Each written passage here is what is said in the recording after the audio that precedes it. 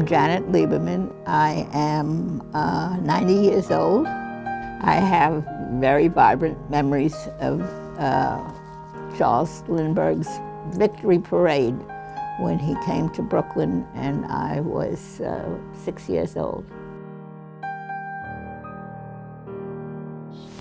It was as a barnstorming parachutist, wing walker, and stunt pilot that he first learned to fly.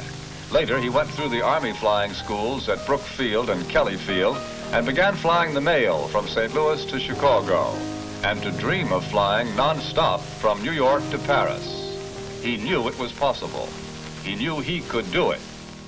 It captured the spirit of adventure in the men in the family, and they were very consumed with the details, the fact that he ate by himself, and how do you make it from New York to Paris all by yourself, flying an airplane? And it was a great phenomena, and something that captured the American public.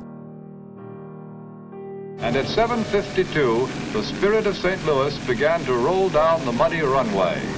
Would it get off the ground, or would it crash at the end of the runway?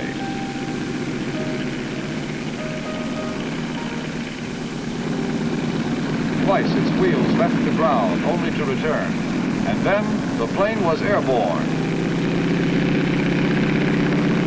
It was 7:54 Eastern Daylight Time, the morning of May 20th, 1927, 3,600 miles to Paris. We had listened to the radio before when he was flying over. It was it was also a great event to hear that they sighted him here and they sighted him there and stuff like that.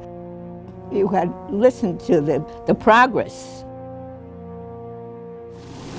As it grew darker and colder, first the fog came, and then mountainous thunderheads. Through haze so thick that only the stars directly overhead were visible, he wove in and out among the clouds. He fought the storm, the fog, and the desire to sleep, doubting his ability to endure, knowing that the alternative was death and failure.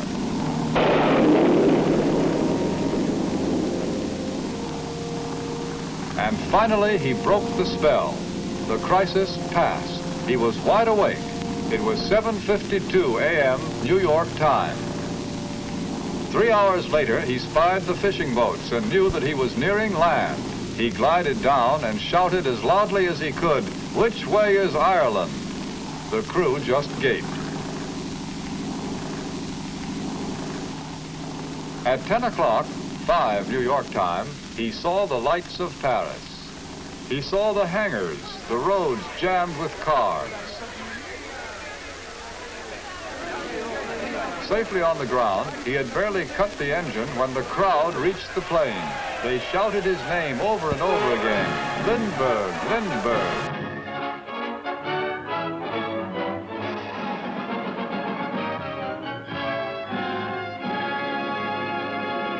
I saw him in the back of the car. It was an open touring car, which later on we got to associate with Roosevelt. You had heard all about him, how he was the lone eagle, and there was a whole personality cult that was built, and so you wanted to see the man himself. And he looked very lonely in the back. He didn't look very happy. He was slightly embarrassed by the fuss. My father had a sense of history, and he knew it was important, so he wanted us to go. And it was a big deal. Everybody had a very small American flag that they gave out. It was like today's Macy Parade. That's the best analogy that I can think of. A lot of cheering and a lot of spirit and coming together.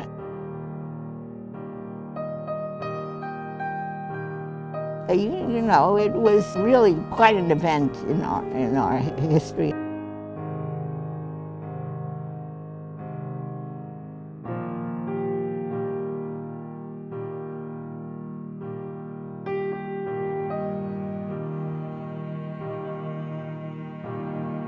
airplane flight in those days in the family was an exciting thing, was an event. We didn't fly routinely until 20, 30 years after that. I see in retrospect it was the beginning of the airplane industry.